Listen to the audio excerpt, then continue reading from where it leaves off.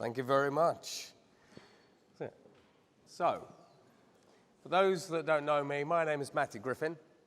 I am the CEO and founder of the 311 Institute, the World Futures Forum, and Exponential University. Now, the 311 Institute is a futures and deep futures think tank that looks up to 50 years out.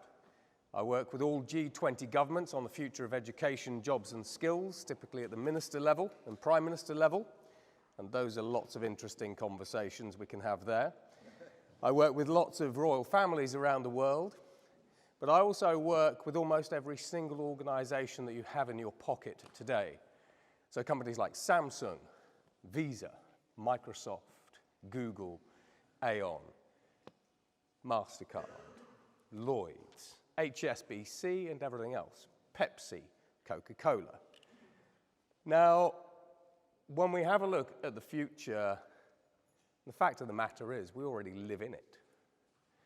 If you take these halls, basically, that we stand in these kinds of environments, consider this. When I went to college, and I went to Bradfield College, I learned Latin. Technically a dead language, right?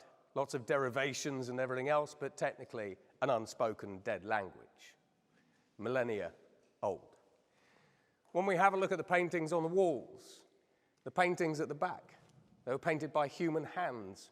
The painting at the back was painted in 1963 by a human artist.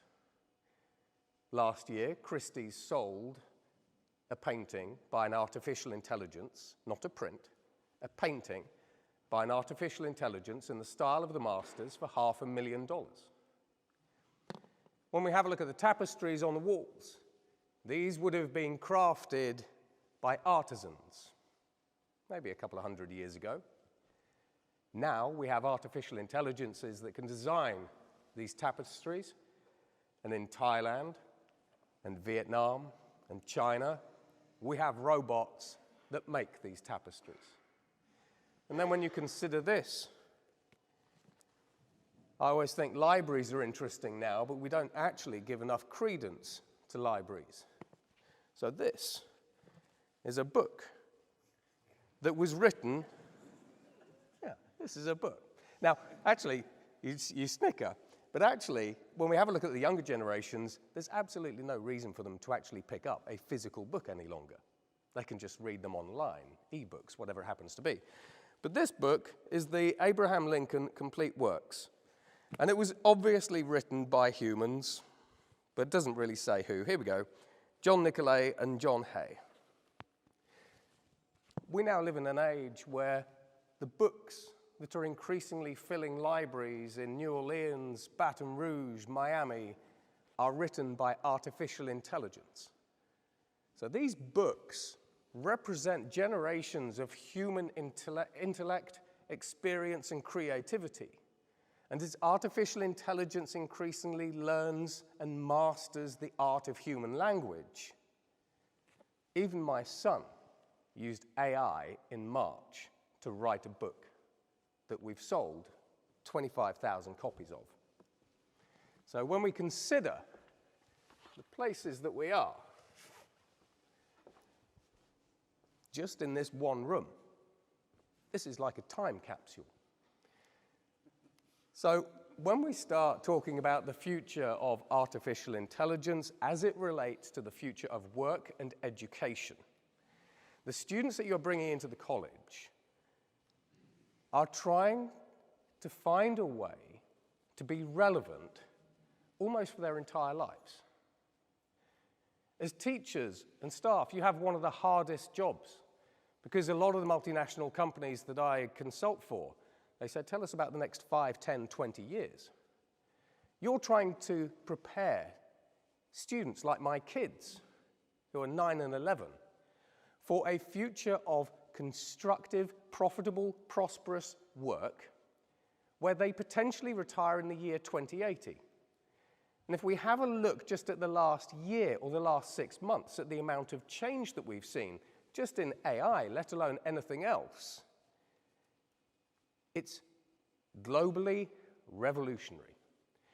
We are seeing system-level change. And so, when we have a look at today's education system, there are lots and lots of questions about what we're doing, why we're doing it, and can we do things better. But a lot of this is set against the backdrop of change. So in this little presentation, what I'm going to do is I'm going to walk you through future foundations, tech-led disruption, limitless students, because I guarantee there are 3 questions that none of you have ever been asked. And I guarantee there are 3 questions that you have never asked your students or your children. A brief future of artificial intelligence moving up really to the year 2050, 2060, just to show you that when we're looking at students who are potentially retiring in 2070, 2080, there's a lot coming. Mastering change, because the only constant that we have is change, and then into the deep future just for a little bit of fun. Now, I'm a great advocate of education. There's a little saying.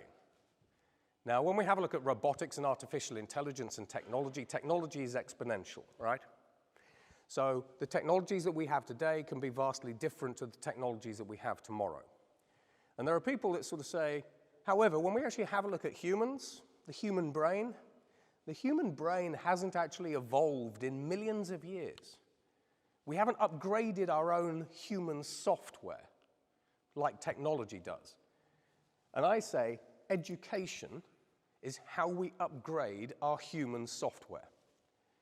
Did you know that surveys have actually shown that people today are better able to deal with complexity than we were 100 years ago? As humans, we can evolve, we can change, we can adapt. The brains in our head are superb if we know how to tap into them. So this is a codex. We talk about future curriculums. We talk about how you can use the artificial intelligences that I'm going to be showing you today, actually from a teacher's perspective, but also a student's perspective, and so on and so forth. So when we actually have a look at the next 50 years, bearing in mind your students' 50 years, this is really where a lot of us are. A lot of us are here with AI, with things like ChatGPT right now. ChatGPT came along, and suddenly almost the entire world was like, hang on, we've got this incredibly powerful new tool. What the hell is it? Do I use this thing to break apart a rock? So as humans, basically, we're kind of looking at a lot of these powerful technologies, like the caveman analogy, thinking, what is this thing that I hold in my hand? And when we look at smartphones, the only thing that smartphones give you access to is all the world's information. Now, when we have a look at, there it is. So, this is actually quite freaky. So, recent studies have shown that the half-life of skills, like data science and so on and so forth, is now 5 years. Now, this means that when your students leave here at the age of 20, when they leave university at the age of 25, the skills, certain skills that they've actually learned, potentially are only half as effective 5 years later. And then we halve and halve and halve and halve. Now, if you stretch this out through a career of 50 years, you can very quickly see how certain skills can actually become redundant over time. Not necessarily quickly, but redundant over time. Which then leaves a lot of people with the problem of, my skills are less relevant today than they were yesterday. I am made redundant. I've got no job. What do I do? And I've seen 250,000 people in this situation already. Now, I've given a lot of thought about how I prepare my own children for the future that we face. And I keep coming up with this conclusion. So firstly, the future's changing. We know that. Today's changing. So students have to be able to adapt from one thing to another. They have to be able to learn. But they have to be able to do this at extreme speed. An example of this is we're already seeing the full automation of paralegals in the legal sector. So you went to college, you went to university, you went to be a lawyer, a bankruptcy lawyer for companies like Dentons. And Dentons, literally the world's largest law firm, say we're not hiring paralegals. because we now have AI doing that. So in that case, it's no good really in these situations where we are flipping between one career and another, potentially at speed, to say, well, go back to school and take 3 years to learn a new craft. So that sort of 10,000 hour rule, basically, of if you want to become an expert, spend 10,000 hours doing something. So what we're trying to do is we're trying to find ways to actually accelerate learning, and we found a couple. But we need to be able to ideally transform people really within 6 months. We've done this with companies like Accenture, we've done this with companies like Ocado. If you look at Ocado, they are trying to create dark warehouses. The people who stack the boxes, the people who pick the products and everything else, they're going to be fully automated within 5 years with robots. So in Ocado's case, they are now taking those people who would be made redundant in a number of years' time and retraining them to look after the robots. So we need to be able to adapt and learn, but at extreme speed, and the speed increases as we go into the future. We also need this. And this is what we're teaching basically throughout the GEMS, this is what we're teaching throughout a variety basically of different schools around the world. You need absolutely solid soft skills. Adaptability, collaboration, confidence, creativity, curiosity, empathy, entrepreneurship, because that's storytelling, that's basically hustle, morals, resilience and resourcefulness. But when we actually have a look at the hard skills, that's increasingly what we switch in and we switch out. So today, for example, you might be a data scientist. As artificial intelligence automates data science, the next thing that we look at is quantum data science, which is really 2025 to 2030 skill. So being able to switch in hard skills and switch out hard skills at speed is increasingly what's driving a lot of the educational curriculums that we're producing. And then this question.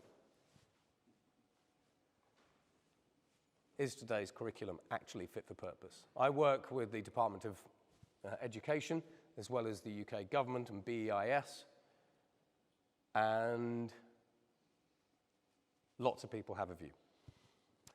And it's quite regularly the same view, because how many students are being taught about Web3, metaverse, robotics, blockchain, artificial intelligence, coding, whatever it happens to be, synthetic biology? The curriculum is fine as a foundation. This is the formal academic curriculum. But increasingly, students basically are going outside the formal academic curriculum and looking at the informal education networks, the YouTubes, basically the communities, the on-demand education platforms like edX, Coursera, et cetera, et cetera, et cetera. And this is sort of what we're trying to change, but actually changing the national curriculums for a variety of different countries actually requires a lot of determination, and it requires the politicians not being switched out every 3 years. Now, when we have a look at tech-led disruption, organizations in London like ARK Investment, we're already seeing $50 trillion of global value being destroyed. So what we mean by this is, for example, technology in the oil and gas and energy sector. If you had an oil rig and it cost you $4 billion to build, as we move to a renewable energy economy, that oil rig is no longer really worth $4 billion. As Volkswagen, who have specialized and honed their factories so that they build cars that you buy, that you drive yourselves, starts moving to semi-autonomous and fully autonomous vehicles, their investments in the factories in Wolfsburg are no longer valued at what they were. So we see a lot of value destruction. However, we see an opportunity to create over $210 trillion worth of new value. And this new value, for example, if we look at the energy space, the renewable energy industry is worth around $92 trillion in terms of a change. When we have a look at retail, when we have a look at things like virtual reality shopping malls out of Asia, it's a $13 trillion opportunity. When we look at tokenization and Web3, it's a $64 trillion opportunity, according to companies like Goldman Sachs, JP Morgan, and everything else. And if you want to query some numbers with me, absolutely fine. I can show you the quantified information, the stats, put you in touch with the people who are doing this. So the upside is there's a lot of opportunity. Now, when we have a look at technologies, here today we're going to focus on one technology, that one. But the fact of the matter is, our world is changing, not because there is one powerful emerging technology coming through. I track about 600. These are kind of the top 180 emerging technologies. And I'm not going to go through them, but you can download them here. They're in the codexes. So 3D printing changes the entire $10 trillion manufacturing industry. Adidas, giving examples, 3D print shoes in the back of stores in Germany now.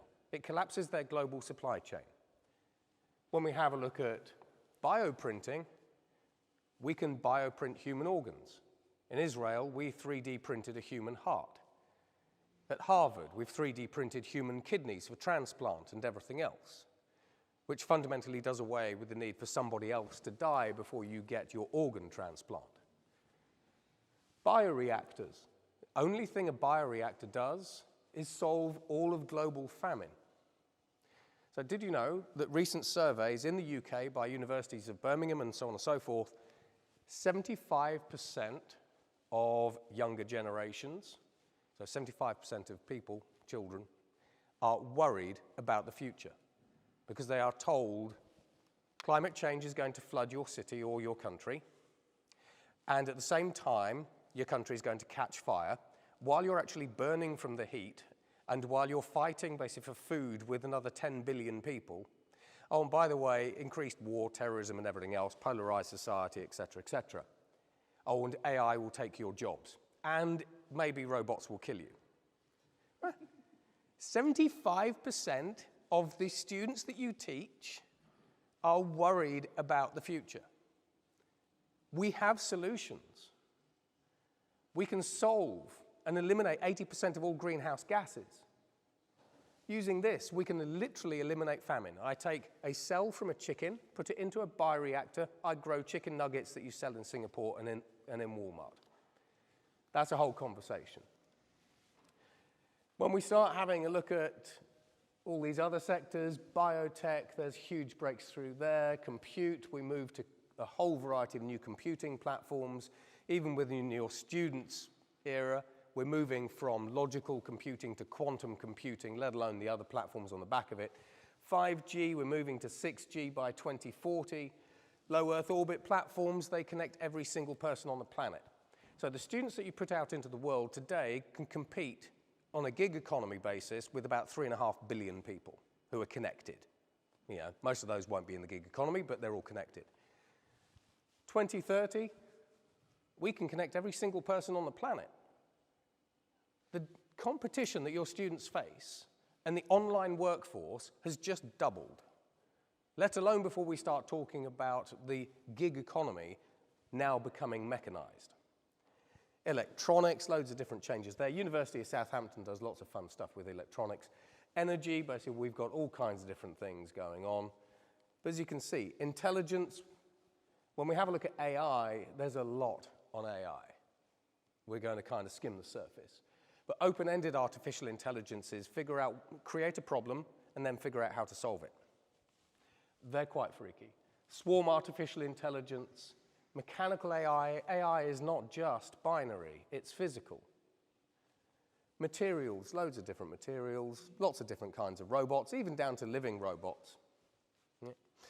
Even down to living robots. And then when we have a look at user interfaces and sensors, increasingly, basically, the students are going to be surveilled. Telehealth, telepsychiatry, all kinds of different things, for better and worse. And then when we have a look at user experiences, we've got augmented reality, virtual reality. We've got neural interfaces. In the US, they've been using neural interfaces to improve people's learning by 20%. And these are Olympians, by the way, typically. So we've got all these different technologies that are actually coming through. And this is sort of what we have to then get our head around. In a future that is increasingly dominated by technology, many of which are actually not taught on any national curriculum, how do we prepare ourselves? Now, these are the three questions that nobody has ever asked you. What would you do if you had access to all the world's knowledge, not data or information, You have access to information on Google.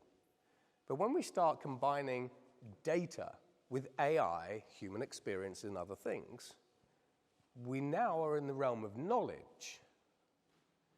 You want to find someone or something that can help you start a business, get an idea, scale a business, grow it, and everything else? Where do you go? You go online. You want to understand the latest breakthroughs in physics? You go online.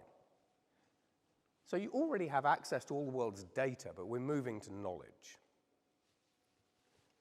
What if you had access to all the world's skills? Now, we're developing T-shaped individuals with schools. You come in, and eventually I specialize in one subject, whatever that happens to be. Maybe it's a sport subject. And I become excellent in that one skill. And I'm okay at other things, but I'm brilliant at this. Bankruptcy law, environmental law, accountancy, risk and auditing, whatever it happens to be. Programming. So I come in, and I'm now an expert programmer. As we automate different skills using artificial intelligence, once we put an interface over the top of those automations, I democratize access to that skill. So, to demonstrate, it's a little bit show and tell, how many of you are programmers? Hands up. So it's got to be people in IT, obviously. Okay. So if I said to you, by the end of the day, I want you to write an application, and if you can do that, I'll give you $1 million, you might be able to pick that up, right? Yeah, you know, he's going to say yes for convenience. But the rest of you, could you pick it up? You couldn't pick up my $1 million because you don't have the skill of programming. Now, oh, here we go. It's a slightly finicky clicker. I'm not a programmer. But when I was working with Visa and Stripe, we used artificial intelligence to, in Python, write a Stripe payment integration for Laravel. And the hotel network was slow. But here we go. That is a payment integration for Stripe. Now, I don't know what to do with this. So how would I implement this? Because I'm an idiot. I don't have the skill of programming and then implementing this. How would I implement this? And it then says, install Stripe, create a Stripe account, get your Stripe API keys, configure Stripe in Laravel, this is how you do it. So when you use artificial intelligence to automate a skill like law, you now have access to an artificial intelligence that you can simply say, create an NDA contract to cover the following. The AI creates the contract, and then you say, well, what else could I add? And it says, well, you know, have you thought of this? So this is where your students are going. We're democratizing skills, and you're just kind of hoping that it's your skill, that you have spent so much time learning that isn't automated. But what would you do if you could bring whatever you imagine to life, right? So I've got lots of knowledge. I've democratized access to skills, so I'm now a programmer. Thank you. Okay, there are caveats. We'll grant you that, but, you know. But what if you could bring what you could imagine to life? We have generative artificial intelligences in Germany, like those at Hyperganic. These are backed up by Autodesk software, and we literally say, design me a new kind of rocket engine. I'm an idiot. I have no idea about rockets and everything else. This AI draws information in from lots of different discrete sources. This is the first single-piece rocket engine, and it's 3D printed. Under Armour, do you know Under Armour? Yeah. Under Armour used artificial intelligence. They set AI the task of designing a new sneaker called the Architect sneaker. You can go online, you can buy it for $300. AI designed the sneaker in about 2 hours. The next day, Under Armour 3D printed it because they said use the right materials and everything else. These AIs are getting incredibly good at understanding context and being able to draw in lots of different data from different sources to do different things. It's not just an AI, it's an ecosystem of information that they're drawing on. And then here, we now have Google that is using AI to write its codes and all that sort of stuff. So, in my head, I would like to create a new rocket engine. So I lean on artificial intelligence and advanced manufacturing. And as these systems mature, these are nowhere mature yet, there's my rocket engine. And then I come to you guys and say, would you like to buy my rocket engine? And you say no. And then I go online and I say, how do I negotiate with Winchester College? Give me some skills, you know, etc. Right? Kind of getting the idea here? Now, I might use that. So, a brief future of artificial intelligence. Okay. Now, according to MIT, we do not live in the age of artificial intelligence. It sounds weird, right? Machines aren't really intelligent. They are very, very clever, complex, automated, and probabilistic machines. Even ChatGPT is a probabilistic artificial intelligence. It kind of figures out, if I say to it, hello, how are you, ChatGPT? It kind of understands the question, and then it goes, well, I probably shouldn't answer with the word cat. It's probably, I am fine. Thank you, how are you? And they're automated. So this is machine learning, and typically these sorts of things are sort of neural networks. So we don't actually live in the age of artificial intelligence because these machines aren't actually intelligent. They're just really clever. They're kind of clever automatons.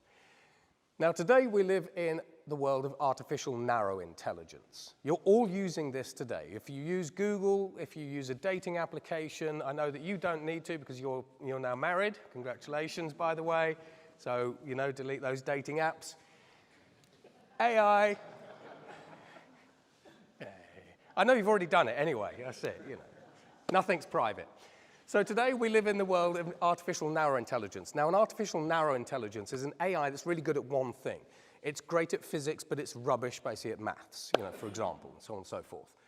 Now, we are starting to bust the boundaries and move a little bit to AGI. So Microsoft has recently published a paper saying that ChatGPT has sparks of artificial general intelligence because ChatGPT is actually something called a master of expert model. It's not one AI.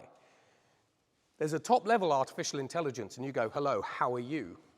And that top AI understands what you've said. It then pushes that query to the right expert. So if I said, tell me about physics, it would figure out that I need to send it to the physics AI, and the physics AI answers. The maths AI over here doesn't do anything. So it's a master of experts model. Now, did you know, quantified, ChatGPT has a verbal IQ of 155, measured. Puts it in the top 0.1% of humans. It has 1,000 times more general knowledge than any human brain, which is why you can ask it anything. How do I feed my cat popcorn? Well, you really shouldn't. Can you complete this physics equation? Could you help me with my algebra? Could you write code? It has 1,000 times more knowledge, basically, than any human, which is why it can answer with such a breadth of content. It also learns 300 million times faster than the human brain. And it does all of this with just 1% of the weightings of the human brain. So it's not quite an equivalent, but in neural networks behave a little bit like the human brain in terms of synapses and connections. And this is now, which leads to this. So Geoffrey Hinton, the godfather of artificial intelligence, says that because ChatGPT has 1% of the connections of the human brain, learns 300 million times faster, has 1,000 times the knowledge, etc., etc., it is a fundamentally superior learning algorithm to our own human learning algorithms. That is worrying and freaky, if I'm honest, certainly from my kids' perspective. So AI is mastering human language. Now, this is where we get weird, because I see we have the chaplain at the back. We have religious iconography on the walls. As AI starts mastering human language, it can start rewriting our future. It can rewrite content. It can actually start creating religion. And we've seen that happening as well, because isn't everything about the human species predicated on language? Your opinions, your beliefs, the people that you talk to and everything else, it's all based on language. So as AI masters language, it now figures out how to start mastering how to influence humanity, if we tease it a bit. Now, AI today is already evolving. So Google's artificial intelligence algorithms will actually design better AI algorithms and improve. And you can see the ARVIX papers and the peer review papers and everything else. We've also got AIs that are now replicating themselves. So again, Google, Meta, as well as OpenAI's AIs are now spawning and creating what they call child AIs. So humans aren't creating the AIs. Basically, we now have AI creating AI, albeit at a very, very low level and basic. But this accelerates out. And they're self-improving. So they can increasingly figure out, how do I improve whatever it is that I am, and how do I improve what I do and the efficiency with which I do it? So AI is not a static human construct any longer. It's starting to get, and I say it's not sentient or anything like that. You know, we do apply emotions and things basically to technology. The technology is now capable of doing this. Now, by 2035-ish, we move to artificial general intelligence. Now, this is where we get into the realm of speculation. But 2035 is 12 years away, right? In terms of your students, they're still at the start of their careers going, okay, I'm now sat in my seat, I might be a manager now, might not, I'm building my way up the ladder, right? Now, based on projections, again, from Google, various experts in the field, we believe, and this could be completely fake, but actually it's grounded to a degree. We believe that an artificial general intelligence will have an IQ of 1600, which I don't even think is possible. It will have 1 billion times the knowledge contained in a human brain, because you get this exponential multiplier effect. And in terms of learning speed, if ChatGPT learns at 300 million times faster than the human brain, the learning speed is, frankly, here unknown. But it's probably fairly quick, especially as we see new types of computing platform coming through. So 2035, your students are still kind of venturing into the world, finding their place, and so on and so forth. Now, when we get to artificial superintelligence, there's a huge amount of hype about it. Kind of don't worry about it at the moment, but on the radars, right? Completely unknown. We don't know what its IQ would be. We don't know what its level of knowledge would be, or its learning speed. But again, the vast majority of the world's artificial intelligence experts simply say it would be universal and godlike. Okay? So if ChatGPT basically is already at the point basically where it's causing most of the people in the world, including the Chinese Vice Minister of Technology that I met a little while ago, to sit up, maybe not freak out. What happens when we start cranking through the gears? And then we have quantum computers coming. Quantum computers are already here. A quantum computer, for those of you that don't know what these things are, if a optimization calculation or a calculation or a problem takes a traditional supercomputer 2.5 billion years to solve, a quantum computer can solve that in a couple of minutes or seconds.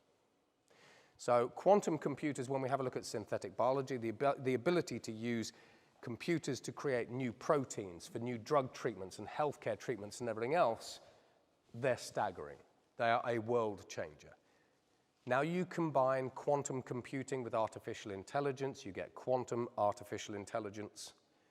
We don't really know what that is going to be capable of, but if you have machines that can do calculations that would traditionally take 2.5 billion years, they can now do these calculations in minutes, it's probably going to be quite interesting and significant.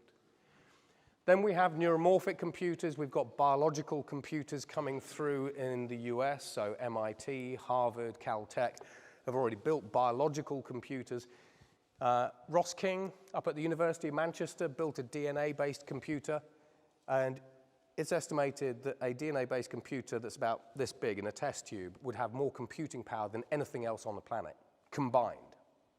So if you want DNA computers, have a chat with Ross. Photonic computers, very quick, and polymer computers. So a polymer computer, sort of being developed by the US military ostensibly, will allow you to pack a Google hyperscale data center into that box.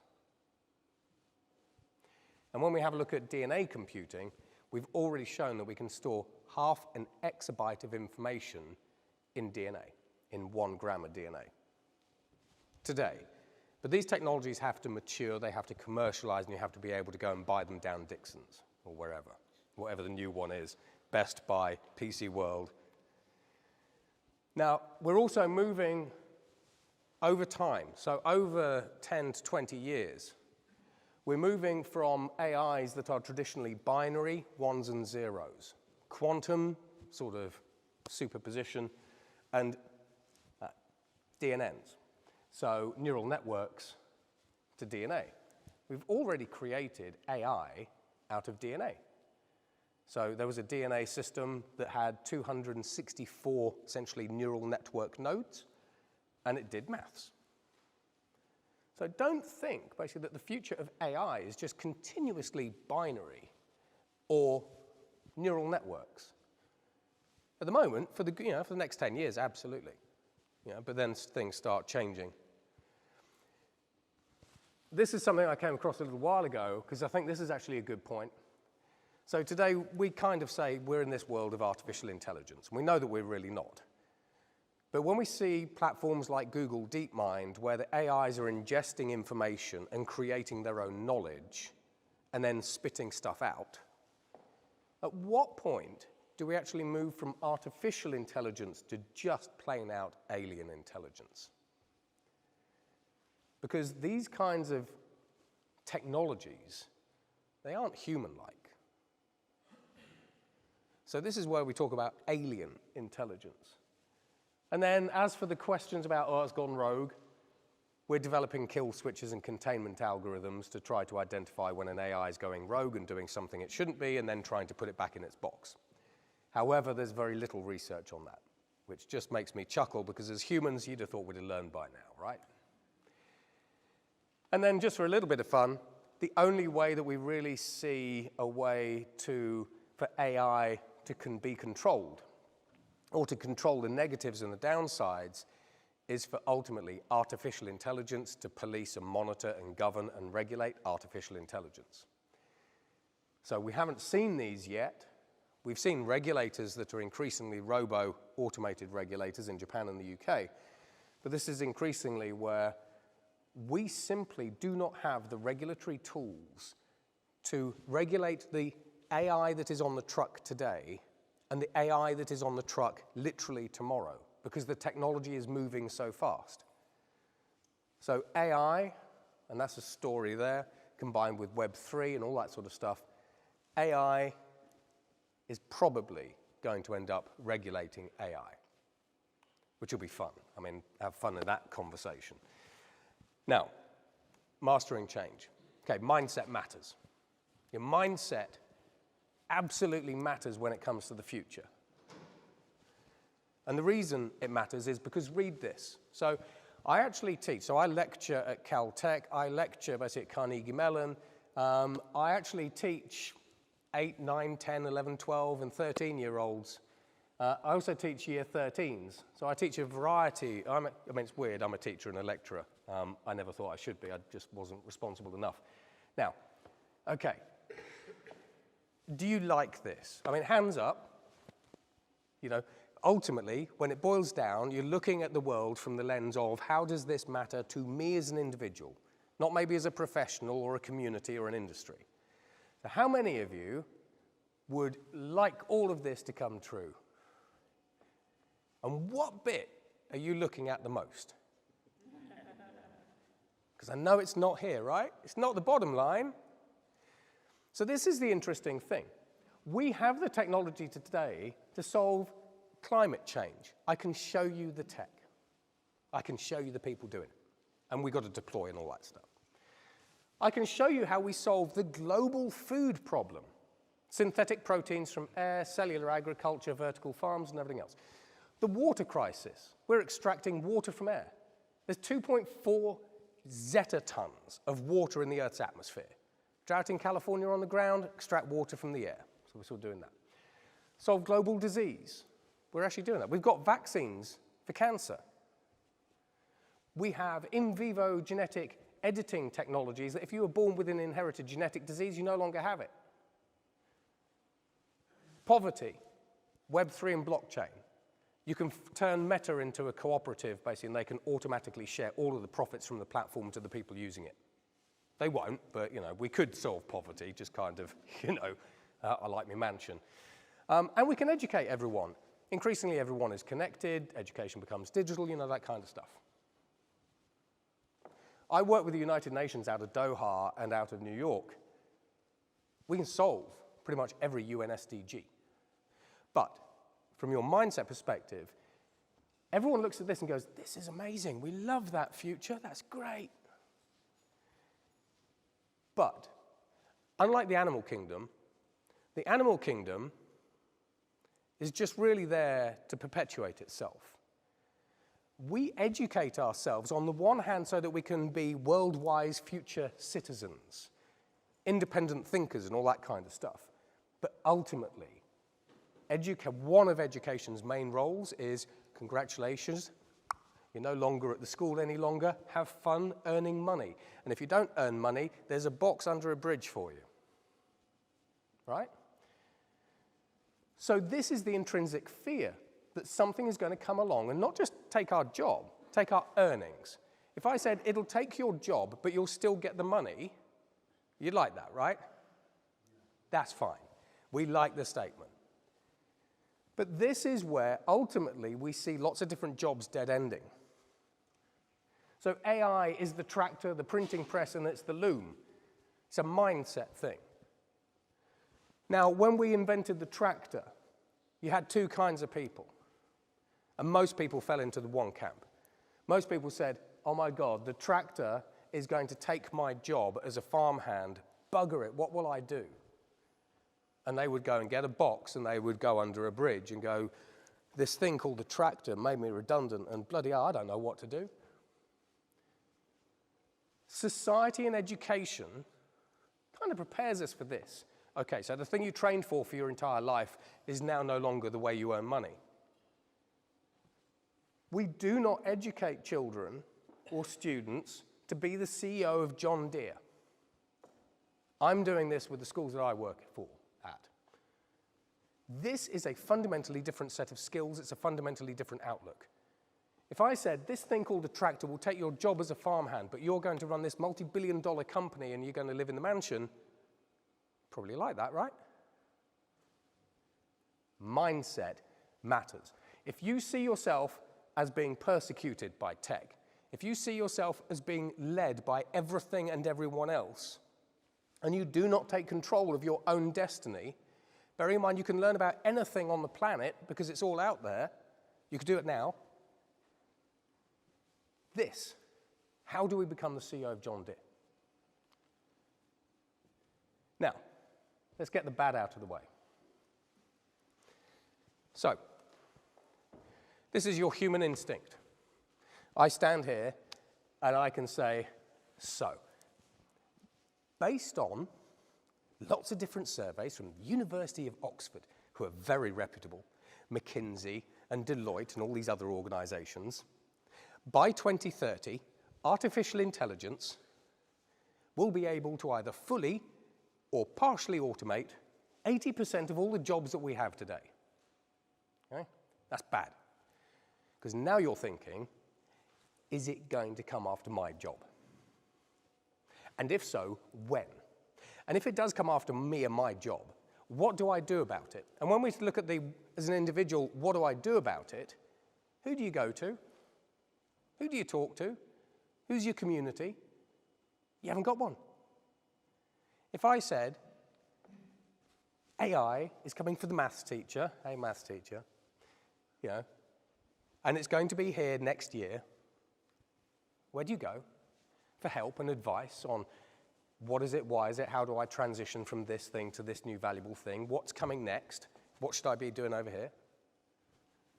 We don't have the societal systems anywhere on the planet that I've been to, and I've been to 60 countries this year, that really helps us with that next step. That's wrong. Okay, that's the bad. Here's the good. I believe education is a superpower. It's kitsch, right? I like kiddie sayings. Calculated reasoning versus the flight and fright. Now, consider this. What do you prefer? AI will take your job. Or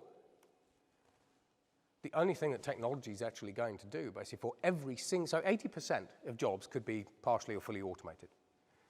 100% of jobs can be augmented and made better and improved using technology.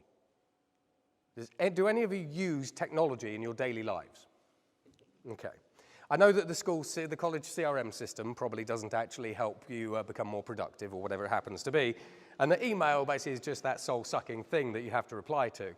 But nevertheless, used wisely and implemented wisely, and with conversation with people, this stuff can augment you like crazy. Oh, by the way, do you like the pictures? I'm not an artist. Every single picture in this deck was created by me using an AI. I am not an artist, I'm not a programmer, but thanks to AI, I am a programmer, I am an artist. And if you want to buy these from my online store, I will give you a very good rate. I'll flash up a discount code at the end, right? What did you ask him to do? So in this one, so it's a good question. So it comes down to prompts, as you sort of probably suspect. I said, create an angel. But and I've got other ones, so we'll go, whoops. So with this one, this was create an image of an angel walking into an office.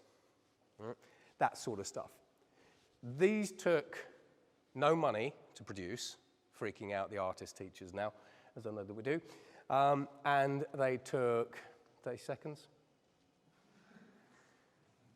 I spent a lot of time developing the images for you guys, right? It's like 30 seconds. I was like, geez, this is taking ages. Okay, so now, when we actually have a look at what we can start doing. So, the clicker doesn't like me. I'm going to go off clicker. So, when we now have a look at democratizing skills, we've got programming, right? We can boost productivity. Now, when you start using generative artificial intelligence to actually help you program things, studies from MIT have actually shown that you get as a human, you get a 62% performance uplift. So I can do more work. However, the other interesting thing that we've actually seen is by using generative artificial intelligence in coding and programming, when humans, sort of have problems with things, you can say, okay, I've got a problem with this particular code. Can you help me?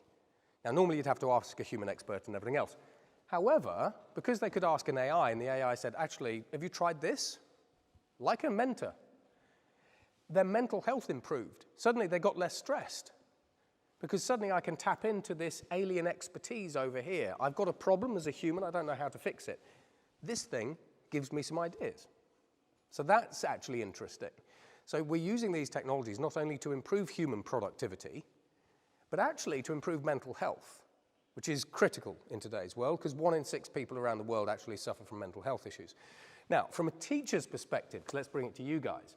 How would you like to write a lesson plan in, I don't know, 3 seconds? On anything. Right. I've been picking on the maths teacher. Who's the maths teacher? Okay. Right. So if I said to you today, the biology teacher has bunked off because he just can't be bothered. It's a nice sunny day and he wants to go to a barbecue. Could you write a lesson plan for the biology students? Okay, go to ChatGPT, say create a biology lesson plan for students that covers whatever, cellular biology. It will kick it out for you, right? So you can create lesson plans, and we've got schools across Hampshire using this now, and they're like, in hell, I love this thing. You know, I've had teachers that go, I was given a class to do in 5 minutes' time. You know, I was told I had to take this class, and I had nothing prepared, and all of a sudden, I was creating history quizzes. So create a quiz on Renaissance art. Assessments. If you have students that you want to assess, create an assessment for a 16-year-old student on GCSE physics. You literally type.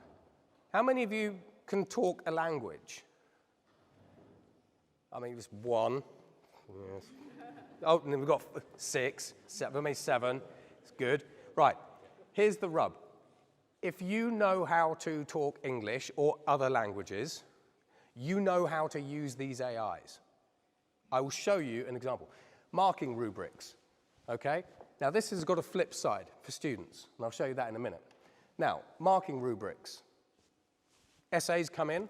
You put your marking rubrics that you have as a college basically into ChatGPT, and you say, right, now mark these essays for accuracy, intonation, tone, emotion, you know, whatever you want. And it can be maths, it can be physics, it can be any subject that you're teaching, it can be art, music, and it will mark it. Summarize it. I have to take a biology lesson today, basically, could you summarize the Krebs cycle? Test. I want to test my students' knowledge of the Krebs cycle, or music. Create an appropriate test for a 16-year-old. If you know how to type, and if you know how to sort of use English, all of this, all of the admin that you have to do on a daily, weekly, sort of termly basis goes away. But now you've got the ability to quiz your students and actually figure out where they are. You can also create individual quizzes. I've got 15 students in my class, create 15 different kinds of quizzes, one for each student. So this actually solves something that's called the Bloom's 2 sigma problem. Now, Bloom was a famous educational psychologist in the 1960s. And one of the problems that he said is, the issue that we actually have is when we have large class sizes of 30 to 1, you know, we've got a high bell curve, but a lot of people perform on average, right? You know, they get like a C. And he said, as we reduce class sizes, more people get higher grades, to the point basically where you have one-on-one tutorship and suddenly everyone was getting A's, you know, that kind of stuff. So it's a 2 sigma problem. Now, this is actually how, so the problem that he said at the time was we have no way to efficiently and cost-effectively scale one-on-one tutoring to everybody on the planet. We do now. So my daughter, about 18 months ago, was horrifically bullied at the school she goes to. The school dealt with the bullies-ish, and then 2 months ago finally asked the bullies to leave. Because she was so badly bullied, because of the way the school dealt with it, Pippa had to move down a year. So, when the bullies left, she wanted to go back to year 5. She's 9 now. And so I had to find a way for the children to, or for her, to learn everything in year 4 within roughly a 1-month period. So I used AI to accelerate her learning 6-fold. At Sherfield School, basically up near Reading, we are using AI to boost grades by 30%. I can show you how. But this is Caden and Pippa. Now, to demonstrate just how easy these things are to use, I teach my children how to self-learn.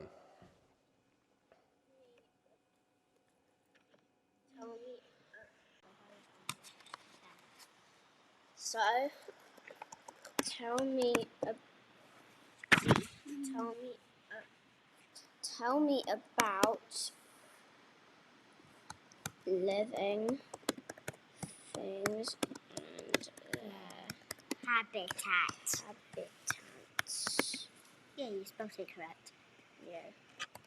For a 9-year-old. It's not an A, a 9-year-old.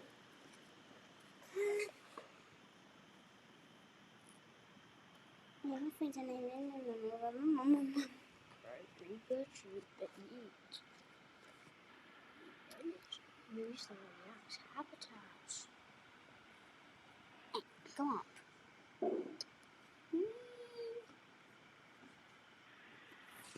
Let's wait. We're just waiting for it to load. Okay, I need to. It's not letting me go up. Okay, there we go. This dude here is also a plant, so he's a living thing. And we're their twins. We got him from Disneyland. Disney World yesterday. So you're going to start. Okay, so we put in, tell me about living things and their habitats for a 9-year-old. 9-year-old. 11-year-old. And the teacher here. I'll give you detention. Okay, 20-year-old. Okay, better. Living things are everything around us that's alive, like plants, animals, and even tiny bugs. You can usually tell something is living if it grows like you grow taller, plants and animals grow too. Okay. One, it grows like your. Grows like. I've already done that one. What? You're on second. Okay. Reproduces.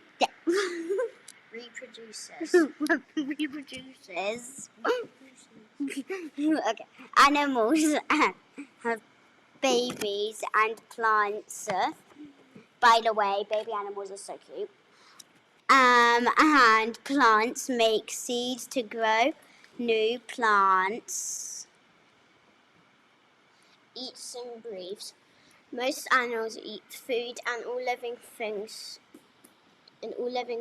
need some way to take in energy. Even plants eat by using sunlight to make their food through a process called photosynthesis, which I learned about.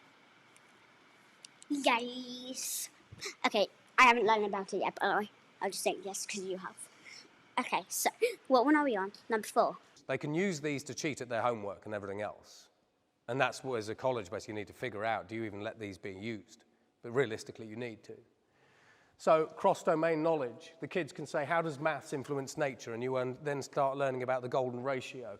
Debate, is climate change real? And the AI with my kids will then start saying, well, actually, I think it's real. And they say, no, it isn't. And then you debate it. Explain the Krebs cycle in the style of a 15-year-old, whatever it happens to be. Caden had problems with maths. Now, normally we would wait for the school to reopen and we'd go and ask the maths teacher, how do we solve this problem? We just put it into here and said, explain this. And the system came out and says, this is exactly how you do it. And it was so easy, I understand how to do it. Research. Help me research different topics. So when we actually have students going towards GCSEs and A-levels, help me research whatever it is that I think is going to be coming up in an A-level. Revise. Create a set of revision notes for me on contemporary music. Turn it into a study buddy. This is a really interesting one because I can say, I want to learn about computer science, but I don't really know what I want to learn. And the AI will act as a study buddy, and the AI will say, well, there's a couple of options, okay? You've got programming and you've got cybersecurity and everything else. Pick one. And you go, I want to learn about cybersecurity. And it will literally teach you. So when we have a look at using these tools to democratize access to education, but also expertise and everything else, they are incredibly powerful. And then, just as a little bit of fun, increasingly, artificial intelligence out in the wider world, the real world, basically as some sixth form heads keep telling me, will assess your skills. It will then understand where you are slack. It will then create the courses on demand and say, I've noticed that you lack these skills. So here's the lesson plan, here's the course, here's how you organize it, here's the course materials you need. It will then test your knowledge once you've gone through it all. And it will say, that's great. Now, based on that, It can then hire you. Did you know when your students leave school, they are being vetted by artificial intelligence? So at careers days, when we say so, when you sit next to a human interviewer and you get that opportunity, this is the body language you use and the tone that you use and everything else. The vast majority of Fortune 250 companies are using AI to detect your facial expressions and everything else, the way that you type, the way that you write, everything, before you get anywhere near the human interviewer. So increasingly, this AI, once it knows that you know your stuff, can hire you into a fully autonomous company. These exist. They're called decentralized autonomous organizations. And then, in the likes of Amazon and Uber, etc., it can monitor you, manage you.